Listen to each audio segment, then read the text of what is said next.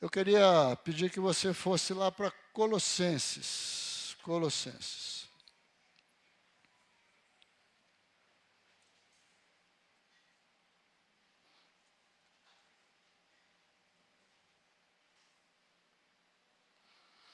Colossenses capítulo 4, versículos de 2 a 6. Colossenses capítulo 4, versículos de 2 a 6. A palavra do Senhor diz assim: continuem a orar, vigiando em oração com ações de graça. Ao mesmo tempo, orem também por nós, para que Deus nos abra uma porta à palavra, a fim de falarmos do mistério de Cristo, pelo qual também estou algemado. Orem para que eu torne esse mistério conhecido, como me cumpre fazer. Sejam sóbrios no modo de agir com os que são de fora, e aproveitem bem o tempo. Que a palavra dita por vocês seja sempre agradável, temperada com sal, para que saibam como devem responder a cada um. Senhor, nós nos colocamos mais uma vez na Tua presença, Pai. Muito agradecidos a Ti por esta hora, sabendo que o Senhor está aqui, ó Pai, conduzindo as nossas vidas, ouvindo a adoração, ouvindo o louvor, mostrando para nós que o Senhor é o Deus do impossível, é o Deus que age, é o Deus que cura, é o Deus que salva, é o Deus que liberta, é o Deus que conduz as nossas vidas. Nós desejamos, ó Pai, aprender com o Senhor nessa noite.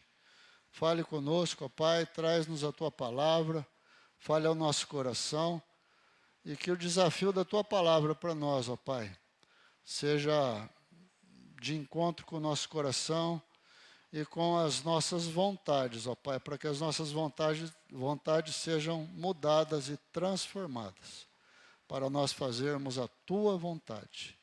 Nós oramos em nome de Cristo Jesus. Amém.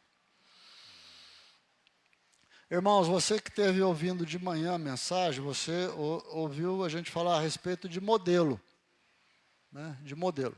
Não sei quantos ouviram a mensagem de manhã. Eu diria que a mensagem de agora à noite é um complemento da mensagem da manhã. Você vai perceber isso no decorrer da mensagem.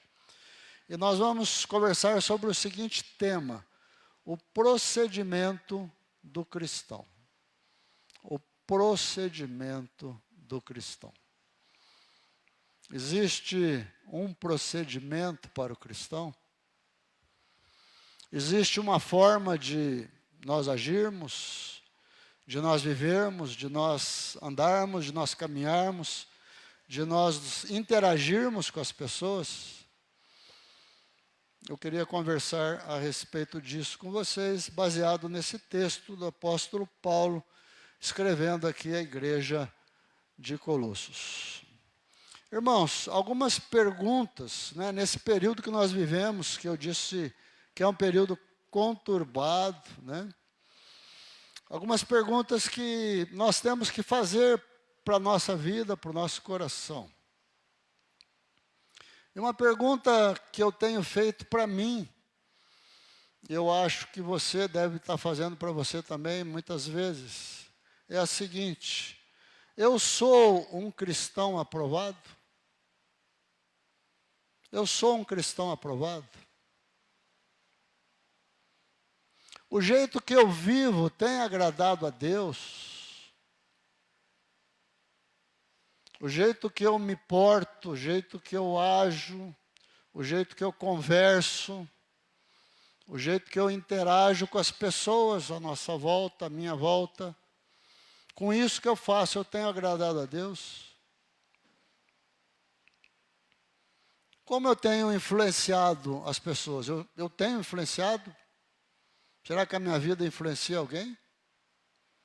São perguntas importantes que nós, como cristãos, como seguidores de Jesus, como discípulos de Jesus, nós temos que fazer para nós. E nós precisamos dar respostas a essas perguntas. Jesus, lá em João 10:10, na parte B, ele diz assim: eu vim para que vocês tenham vida, e vida em abundância. E quando Jesus está falando aqui em vida abundante, ou em vida em abundância, ele não está falando em abundância de bens.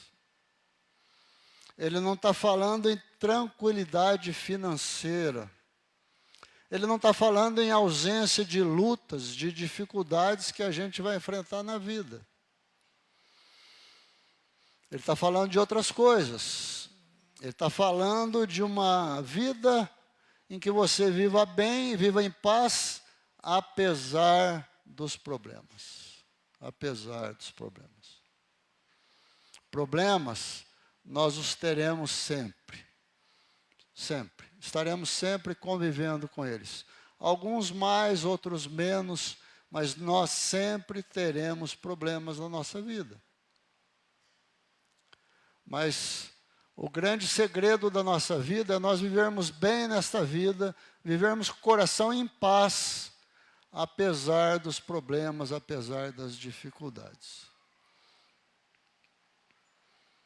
Irmãos, o apóstolo Paulo, escrevendo aos Filipenses, lá no capítulo 4, ele diz uma coisa interessante. Ele fala assim: eu aprendi a viver contente em toda e qualquer situação. Quando eu tenho abundância, quando eu tenho falta. Quando eu tenho alimento, quando eu estou passando fome. Quando eu estou bem, quando eu estou mal. Ele diz que aprendeu a viver desse jeito, contente em toda e qualquer situação, não importa o jeito que ele estava vivendo. E ele completa: tudo posso naquele que me fortalece. E a gente nunca pode deixar de esquecer que o apóstolo Paulo falou essas palavras quando ele estava encarcerado por causa do Evangelho. Então, a pergunta que eu queria trazer para nós nessa noite é exatamente essa: qual que é o procedimento que o cristão deve ter? Qual que é o procedimento? E o apóstolo Paulo, aqui escrevendo para os Colossenses, ele fala, eu queria destacar aqui 3 procedimentos que nós devemos ter na nossa vida. São coisas muito simples, coisas do nosso dia a dia, mas que ele fala aqui no texto a importância disso. E a primeira que ele fala é que a gente precisa orar por nós mesmos. Orar por nós mesmos. Olhem o que ele fala aí no versículo 2. Continuem a orar, vigiando em oração, com ação de graças. Para a gente buscar a intimidade do Senhor, para a gente se aproximar da vontade do Senhor, para a gente entender o que Deus quer da nossa vida, como agradar a vontade do Senhor. A gente precisa falar com Deus. A gente precisa orar. É através da oração que nós começamos a entender o que Deus quer para a nossa vida. E nós também podemos dizer para Ele aquilo que nós queremos de Deus. Deus vai conhecer os sentimentos do teu coração, aquilo que passa lá dentro de você, aquela coisa que está te atormentando, magoando você, entristecendo, aborrecendo, você pode dizer para Ele. Irmãos, às vezes nós somos tão formais na nossa oração, que parece que ela não cumpre esses objetivos, mas Deus não quer que a gente seja formal nas orações nossas. Ele quer que a nossa oração seja uma conversa com Ele, um bate-papo com Ele. Que você converse com Ele como você está conversando com o teu amigo, o teu melhor amigo. E Ele vai escutar a tua oração. Ele vai escutar os teus propósitos, Ele vai escutar aquilo que está lá dentro de você. Mesmo que aquilo que está lá dentro de você sejam coisas esquisitas. Mas a gente precisa colocar diante do Senhor. Você precisa compartilhar com Ele. Você precisa falar para Ele. É Ele que pode curar o nosso coração, Ele que pode nos melhorar, Ele que pode endireitar a nossa jornada, Ele que pode corrigir os nossos caminhos. É Deus que pode fazer isso. Uma pergunta muito, muito, muito importante. Muito importante. Quanto tempo você ora com Deus por dia? Quanto tempo? Uma pergunta para a nossa reflexão. Qual é o teu tempo de oração? É assim, é assim, é assim.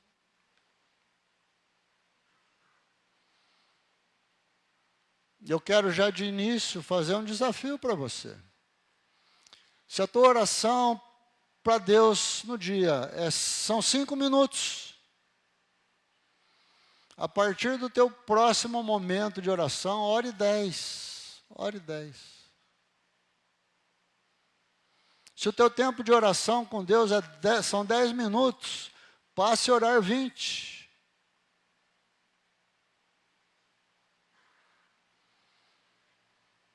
Mas, pastor, eu não vou ter assunto para conversar com Deus todo esse tempo. Eu começo a orar, logo acabo os meus assuntos. Comece a fazer isso que você vai ver que vão aparecer muitos motivos no teu coração para você orar. Para você interceder, para você colocar diante de Deus. E Deus mesmo vai colocando no coração da gente coisas que a gente deve conversar com Ele. O apóstolo Paulo fala que continuem a orar. Continuem a orar. Era uma coisa que a igreja já fazia. E ele está tocando aqui numa questão muito importante, que é a perseverança. Ou seja, não desanime daquilo que você faz. Se você já ore mais. Ore mais tempo. Ore mais tempo. Irmãos, eu estava me lembrando hoje à tarde, um dia nós aqui na igreja tínhamos resolvido irmos lá na Igreja Presbiteriana Independente de Londrina. Né? O pastor Itamar se lembra, foi uma decisão do conselho. Ia eu, mais alguns presbíteros. Nós íamos até Londrina, conhecer aquela igreja, conhecer o trabalho de célula deles. Então eu liguei para o pastor Matias Quintela de Souza, que era na ocasião o pastor daquela igreja. Eu liguei ali por volta de 9 e pouco da manhã, a esposa dele atendeu, né? E ela, falei que eu gostaria de falar com o reverendo Matias. Ela falou: meu irmão, você vai ter que ligar depois, ele está orando agora. Ah, tá bom, eu ligo depois então. Que hora que eu posso voltar a falar com ele? Ela falou: só daqui 1 hora. Daqui 1 hora, é o tempo de oração dele de manhã. Durante 1 hora ele fica falando com Deus, depois você pode ligar. Então depois das 10 você pode ligar que ele vai te atender. Os irmãos sabem que o país mais cristianizado, mais evangélico do mundo é a Coreia do Sul. Lá está a maior igreja evangélica do mundo. Há alguns anos atrás ela tinha 700 mil membros. Eu estava lendo num dos livros do pastor lá da igreja. É a igreja que mais ora no mundo. É a igreja que mais dedica tempo à oração. À medida que a igreja vai orando, Deus vai respondendo, dando crescimento espantoso àquela igreja. Irmãos, nós precisamos orar, né? Precisamos orar. Quando nós oramos, nós lembramos de alguma coisa. Primeiro a gente começa a se vigiar. Vigiar o quê? A minha vida espiritual. Se eu estou orando, Se eu estou conseguindo orar, estou conseguindo falar com Deus, é porque a minha vida espiritual está caminhando. Se a minha relação com Deus está boa, eu estou vigiando o meu coração. Eu estou me avaliando. Mas também é uma ótima oportunidade para eu ser agradecido. Porque eu começo a olhar para aquilo que Deus tem feito na minha vida. E é muito interessante, muito abençoador o que a Michele fez hoje. A gente ser agradecido a Deus por bênçãos recebidas. Não importa se a bênção é pequena ou é grande. O tamanho da bênção não importa. Importa aquilo que Deus faz na tua vida. E a gente precisa aprender a ser agradecido a Deus. E nas nossas orações, nós aprendemos a ser agradecido. Então, irmãos, se você tem orado pouco, aqui fica o desafio para você. Ore mais, ore mais. Faça do teu tempo de oração, faça do teu quarto secreto, aquele momento especial de você ter um tempo maior de comunhão com Deus, de você colocar a tua vida, os teus problemas, as tuas dificuldades diante de Deus. Mas há uma segundo procedimento aqui que Paulo usa aqui. Está aqui nos versículos 3 e 4. Diz o seguinte: ao mesmo tempo, orem também por nós, para que Deus nos abra uma porta à palavra, a fim de falarmos do mistério de Cristo, pelo qual também estou algemado. Orem para que eu torne esse mistério conhecido, como me cumpre fazer. A oração aqui é por quê? É pelo Evangelho. Pelo Evangelho. Orar pela igreja. Orar pelas vidas que têm sido alcançadas. Orar pelas vidas que têm ouvido o Evangelho. Orar pela palavra que tem sido proclamada. Irmãos, existe uma missão, existe uma ordenança de Jesus. Ide, preguem o Evangelho, batizem e ensinem. Essa é a ordem de Jesus, registrada lá em Mateus, versículo que vocês conhecem muito, Mateus 28, 18 a 20. Mas lá em Lucas capítulo 10, versículo 2, Jesus diz também assim: a seara é grande, mas os trabalhadores são poucos. Por isso peçam ao Senhor da seara que mande trabalhadores para a sua seara. Eu estava ouvindo uma mensagem áudio nessa semana, do pastor Luciano Subirá, é isso, né? Subirá. Ele disse uma coisa muito impactante. Eu ouvi aquilo, fiquei prestando atenção. Ele falou assim, que no Brasil, no último censo, né? O último censo mostrou que no Brasil nós tínhamos 40 milhões de evangélicos. 40 milhões de evangélicos. Ele disse que é bem provável que no próximo censo, esse que está começando a ser feito aí agora, esse número vai chegar a 50 milhões. Como o Brasil tem 200 milhões de habitantes, isso representa 50 milhões, um quarto da população brasileira. De cada 4 brasileiros, quatro brasileiros, um é evangélico. Aí ele falou o seguinte: se em 4 anos cada crente ganhasse um não crente para Jesus, depois de 4 anos o Brasil inteirinho estaria evangelizado. Parece fácil, né? Será que em 4 anos a gente consegue ganhar 4 pessoas? Será que num ano a gente consegue ganhar uma pessoa?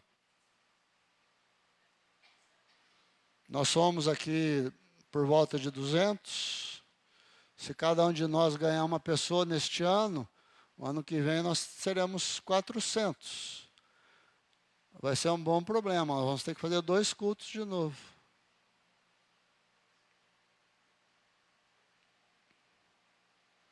Que desafio, né, irmãos? Orar pelo Evangelho. Orar pelo Evangelho. Orar pela igreja. Orar para a obra de evangelização da igreja, para que ela prossiga, para que ela siga em frente, para que ela continue. Irmãos, a igreja de Antioquia, a gente lê isso lá em Atos, quando essa igreja desejou começar a fazer a obra missionária, vocês sabem o que ela fez? Ela começou a orar e jejuar. Orar e jejuar. Enquanto eles estavam orando e jejuando, o Espírito Santo tocou no coração da igreja e eles levantaram Paulo e Barnabé para a obra missionária. Talvez fossem os 2 melhores pastores da igreja, né? Talvez. Os 2 melhores líderes da igreja. A igreja abriu mão dos seus 2 melhores líderes para a obra missionária, porque Deus estava chamando. E qual foi o resultado? O evangelho se espalhou por toda a Europa. Se o evangelho chegou até nós hoje, é por causa do trabalho destes homens, começados lá por esta igreja de Antioquia, que ela teve a visão de Deus de mandar missionários. Eu queria só lembrar você, nós temos também missionários na linha de frente, irmãos. A gente sabe, já faz tempo, que a nossa irmã Cris está lá na linha de frente. E você tem sido desafiado a orar por ela. É um ministério difícil, complicado. Você é chamado a orar por ela. Para Deus dar graça para ela, condição para ela, proteção para ela fazer a obra do Senhor. Nós temos o Jonas e a Dardiane que estão terminando o seu treinamento lá no norte, na Jocum. Eles querem, o ano que vem, estarem indo para a Índia. Se for essa a vontade do Senhor, vai acontecer, mas a igreja pode estar orando por isso. Nós temos lá o Cláudio, que está no início do seu treinamento ainda. Ele é pouco conhecido da igreja, né? Esteve pouquinho tempo aqui com a gente, mas está lá já se preparando também. Mas eu queria dizer para você que nós não temos só missionários lá na linha de frente. Nós temos missionários aqui também. E a igreja aqui tem um trabalho de células. E você é missionário lá na tua célula. Você é chamado por Deus para ser missionário lá, para levar a palavra de Deus lá, para abençoar vidas lá, para trazer pessoas para a tua célula, para elas ouvirem a palavra. E aqui fica um outro desafio para você. Para você pensar, eu já estou jogando uma opção de coisas para você pensar. Quantas pessoas você já levou para a tua célula? Quantos? Conta aí nos teus dedos aí. Dá para contar numa mão, dá para contar nas 2? Ou não precisa de nenhuma mão para contar? Quantos nós temos levado para a célula?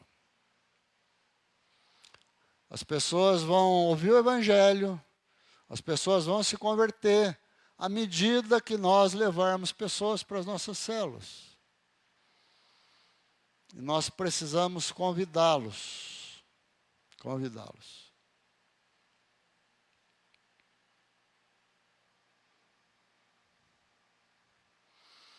Hoje cedo nós estávamos conversando aqui na aula de escola dominical, uma coisa interessante. Às vezes a gente não cumprimenta nem o vizinho, né? Quanto mais convidá-lo para a célula, né? Irmãos, a gente tem muita coisa a fazer, né? Mas eu queria trazer um terceiro procedimento que Paulo fala aqui para nós. Ele está aqui no versículo 5. Sejam sábios no modo de agir, como os que são de fora, com os que são de fora, e aproveitem bem o tempo. Ou seja, dê um bom testemunho. Dê um bom testemunho. O conselho de Paulo para aquela igreja foi esse: sejam sóbrios no jeito que vocês agem. Dê um bom testemunho para as pessoas.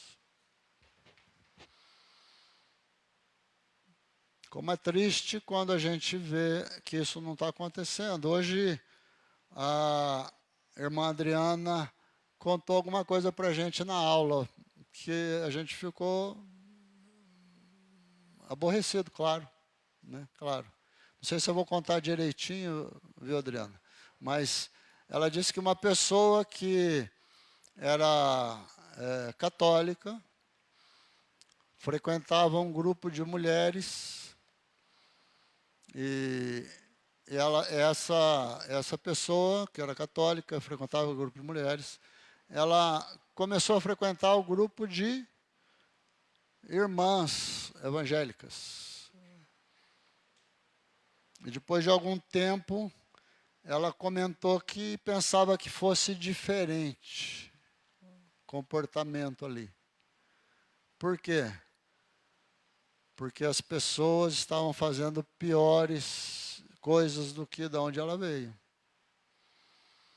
No sentido de fofoca, maledicência e outras coisas mais. Falando mal das pessoas.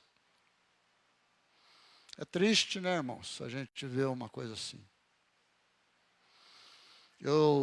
Irmãos, eu tenho detestado política.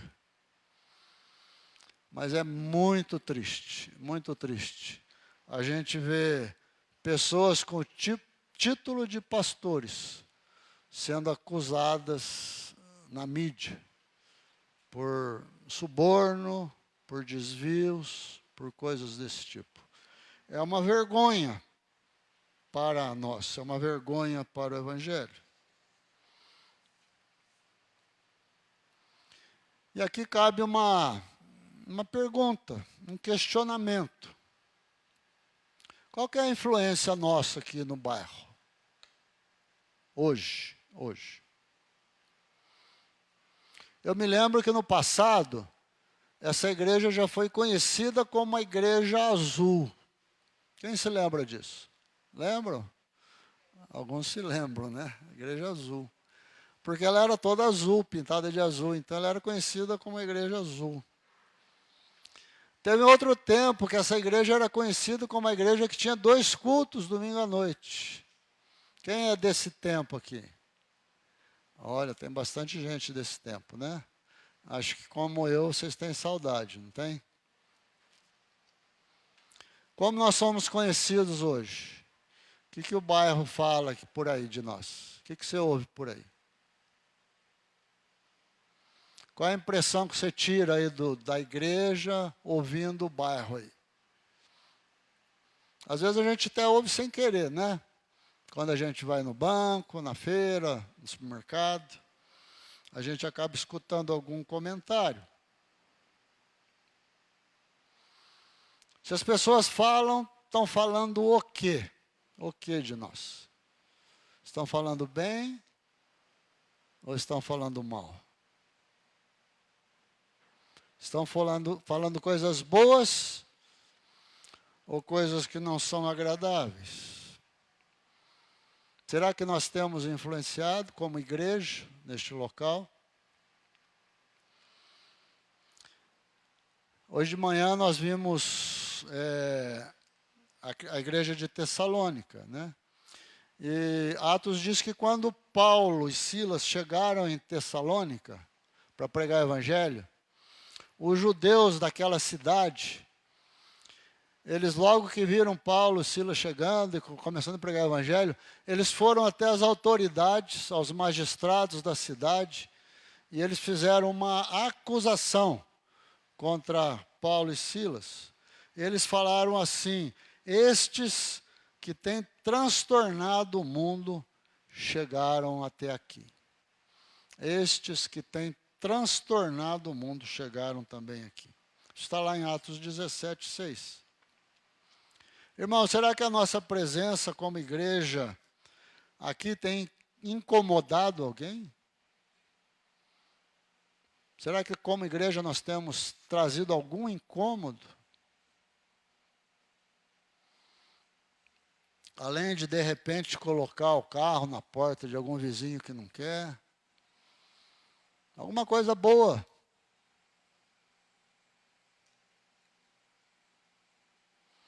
Como eu tenho incomodado as pessoas com a minha presença. A minha presença incomoda alguém?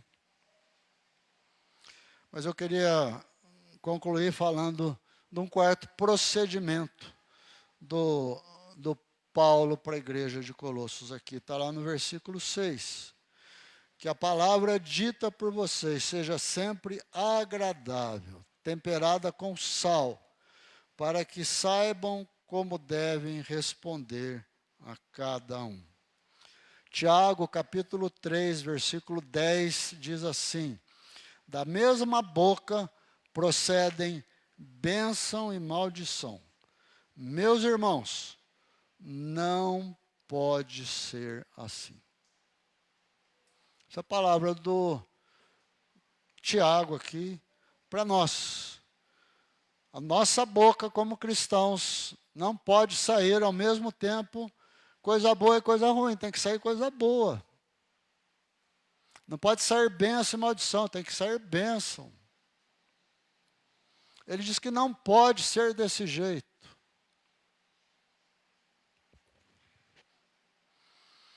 A nossa palavra tem que ser sempre agradável, como Paulo diz para a igreja aqui. Temperada com sal, né? Alguma coisa saborosa, alguma coisa que tem sabor. Como que a gente se comunica com as outras pessoas? Como é meu jeito de falar com as outras pessoas à minha volta? Eu tenho sido gentil, tenho sido educado, tenho sido sorriso, tenho demonstrado essas coisas para as pessoas. Você tem demonstrado sabedoria quando as pessoas vêm falar contigo, vêm questionar, vêm de repente te criticar por alguma coisa. Você tem mostrado sabedoria? Como você tem agido? As nossas palavras precisam ensinar, precisam orientar, precisam exortar, precisam corrigir, precisam abençoar. Pense nesses conselhos de Paulo, irmãos. Pense nesses procedimentos da vida do cristão. Pense numa vida nossa mais adequada, segundo a vontade de Deus. Para que a gente seja abençoadores de vidas. Gente que faz diferença. Gente que influencia. Eu, para concluir, anotei aqui algumas coisas que eu gostaria de dizer para você. Nós precisamos, como igreja,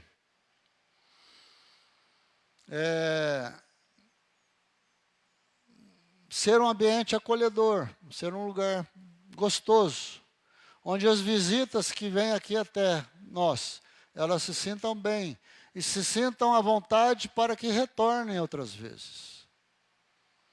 Se uma visita vem até aqui e ela é bem acolhida, bem recebida, nós damos atenção a ela, ela vai querer voltar outra vez. Mas se nada disso acontece, talvez ela vai procurar uma outra comunidade que a receba melhor, que a trate melhor. Como igreja, nós podemos ser uma igreja que inspire outras igrejas. De que forma? Não fazendo o que todo mundo faz, mas procurando fazer coisas diferentes, coisas novas. O que Deus tem colocado no teu coração? Outro dia eu fiquei muito contente com a atitude de uma célula nossa aí. A célula Monte das Oliveiras. Parece que não foi a única célula. Os irmãos talvez não viram, mas aqueles que viram, eles foram realizar a célula na praça. Para quê? Para evangelizar. É uma coisa diferente. É uma novidade. Precisamos fazer coisas novas, coisas diferentes, coisas que impactem as pessoas. Irmãos, nestes tempos que nós temos vivido, e eu fico assim, tenho ficado, né? Tanto eu tenho conversado muito com o Itamar sobre isso, a gente tem ficado preocupado com a vida de alguns irmãos. Por quê? Porque depois de 2 anos de afastamento, de pandemia, talvez tenha batido no nosso coração uma certa tranquilidade, um certo comodismo. E de repente a gente começou a aprender que em casa é mais tranquilo a gente receber as coisas lá em casa. Não é verdade? Se eu quero fazer compra no supermercado hoje, eu peço, não preciso mais ir lá no supermercado. Eu posso pedir pelo aplicativo. Se eu quero uma refeição em casa, eu posso pedir pelo aplicativo.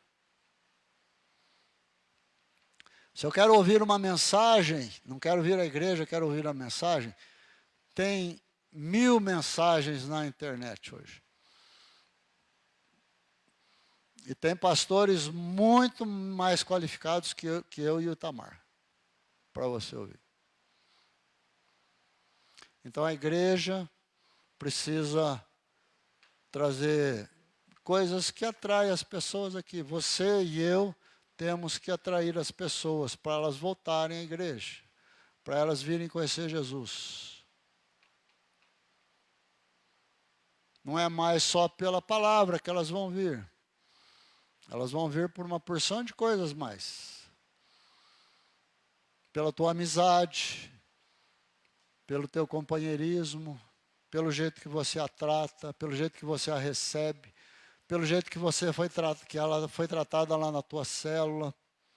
Tudo isso vai ajudar a ela estar aqui. Irmãos, o que o apóstolo Paulo está falando aqui para nós é para nós aproveitarmos as oportunidades.